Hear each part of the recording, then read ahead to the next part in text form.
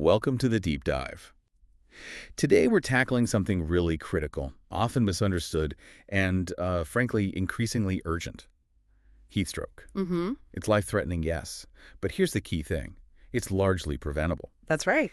And, with global temperatures rising, these extreme weather events becoming more common, understanding this isn't just helpful. It feels like it's becoming an essential life skill. It really is. So our mission here is to give you the real insights, what heat stroke actually is, how to spot those sometimes deceptive signs, what you need to do immediately, decisively, and, maybe most importantly, how to prevent it. We've dug into our sources to make this complex stuff clear and actionable for you. And the urgency, You we s- just can't overstate it. The data, it's pretty stark. Heat stroke deaths are unfortunately rising globally. Yeah, You look at recent heat waves, say in the UK or Thailand, you're talking hundreds of reported deaths. It's not just numbers. It's a real immediate threat. Understanding this stuff really can help you, potentially save a life. definitely. Okay, so let's get right into it. When we say heat stroke, what are we actually talking about? What's happening in the body? Right. So at its core, heat stroke is a severe type of hyperthermia. It happens when the body's own cooling system, its thermoregulation, basically fails catastrophically. Fails completely. Pretty much. It's usually down to being in extreme heat for too long or doing intense physical activity when it's really hot. The key number our sources point to is when your core body temperature goes above 104 degrees Fahrenheit. That's 40 Celsius. Exactly, 40 Celsius. At that point, the part of your brain that acts like a thermostat, the hypothalamus, it just loses control. It can't shed heat effectively anymore. So it's not just feeling really hot. No, not at all. It's a systemic breakdown. This leads to, a cascade of damage at the cellular level, hitting vital organs. It needs immediate help to prevent really serious complications or even death. That's a critical distinction. A systemic breakdown, not just overheating. Yeah. Okay, so if it's that serious, what leads someone to that point? What are the common triggers, and who needs to be most careful? Yeah, the triggers are, pretty clear from the research. Being in hot places for extended periods, especially during heat waves, that's a big one. And high humidity makes it much worse. Why humidity specifically? Because it stops your sweat from evaporating properly. Evaporation is a major way the body cools off. So if the air's already full of moisture, that process slows right down. Makes sense. Then there's strenuous physical activity, exercising hard or working hard, particularly in the hottest part of the day. Dehydration is another major player. Right. Less water means less sweat. Less sweat, yes, and it just generally compromises the body's ability to manage temperature. Also, something maybe less obvious, certain medications can interfere, things like diuretics, some allergy meds. They can affect your body's temperature regulation. Good to know. And who's most at risk then? Our sources consistently highlight a few groups. The very young, babies and small children, and the elderly. Their bodies just aren't as efficient at regulating temperature. Yeah. Also, people with chronic health conditions, heart problems, kidney disease, respiratory issues, they're more vulnerable. Outdoor workers, athletes, obviously, because of their exposure and exertion level. Sure. And a really significant factor is lack of access to cooling, like air conditioning. That's a huge risk factor during heat waves. Yeah, I can see that. And this one, it's critical, absolutely critical, needs repeating. Never, ever leave children or pets alone in a parked car, not even for a minute. The temperature inside can become lethal incredibly fast, even if it doesn't seem that hot outside. That's such a vital point. Okay. So we know the causes, the risks. Now, how do you actually spot it? What are the warning signs we all need to know? Because you mentioned recognizing it early is key. Absolutely paramount. Swift recognition saves lives.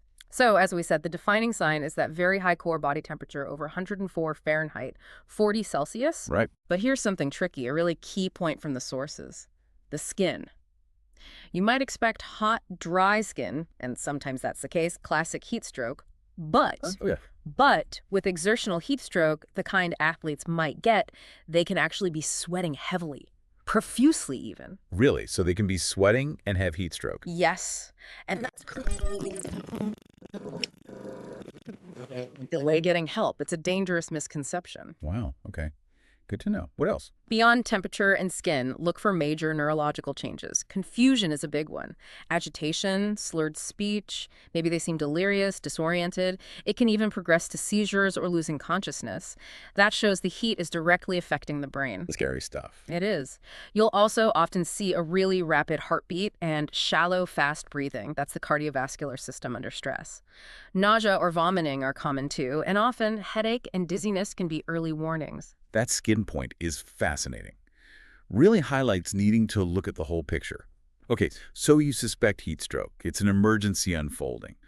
What do you do? What are the absolute immediate life-saving steps? Right. The absolute first thing, number one, no hesitation. Call emergency services, call 911 or your local equivalent immediately. That's non-negotiable. Okay, call first. Got it. Then what? While you're waiting for help, the goal is rapid cooling.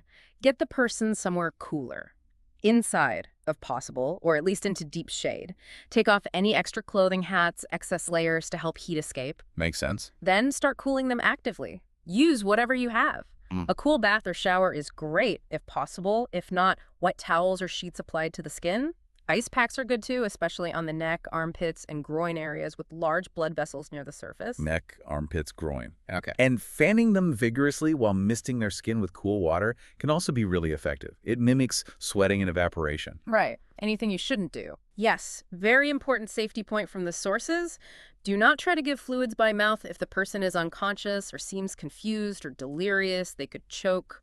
Wait for the professionals. Okay, critical safety note there. And what do the medical pros do? They'll continue the rapid cooling, often with more advanced methods. Many sources highlight cold water immersion, basically putting the person in an ice bath, as the fastest way to lower core temperature, especially for that exertional type. Wow, intense. It is, but effective. They might also use specialized evaporative cooling techniques, cooling blankets, or sometimes give medications to stop shivering, because shivering actually generates more heat. Knowing those immediate steps feels really empowering. But this leads to the bigger question. How do we stop this from happening in the first place? How do we prevent heat stroke? Yeah, prevention is definitely where the power lies here, and a lot of it is common sense, but needs reinforcing. First off, hydration. Drink plenty of water all day long. Even if you're not thirsty. Especially if you're not thirsty. The sources emphasize, by the time you actually feel thirst, you're already starting to get dehydrated. So drink proactively. Good tip. What else? Wear the right clothes. Loose-fitting, light-colored fabrics are best. They reflect sunlight and let air circulate. Third, try to avoid really strenuous activity during the hottest part of the day. Usually like late morning to mid-afternoon? Exactly. If you have to be active, aim for early morning or later in the evening when it's cooler. Right. And again, because it can't be said enough, never, ever leave children or pets unattended in a parked car, not even for a second. Use sunscreen, wear a hat, seek shade whenever you can. Simple things, but they add up. And something maybe less discussed but important, acclimatization. If you know you'll be in hot conditions, try to gradually increase your exposure over several days. It helps your body adapt its cooling mechanisms. It's a nuance often missed. Interesting. Sort of training your body for the heat. In a way, yes. And finally, this is about community. Yeah. Check on vulnerable people, friends, relatives, elderly neighbors, especially during heat waves. Make that call, pay that visit. It could literally save a life. That's really powerful advice. This has been incredibly insightful. I think the core message is crystal clear. Heat stroke is serious, it's dangerous, but it is largely a preventable emergency. Knowing this information is just so critical. Absolutely. And, thinking about all this, it leaves us with a really important question to consider, especially now, as global temperatures keep climbing, which they undeniably are. How do we shift our approach? How do we move beyond just reacting to these heat stroke emergencies and instead really start integrating prevention, awareness, and that community responsibility you mentioned into the actual fabric of our daily lives, our communities, our planning? How do we make being heat safe just normal?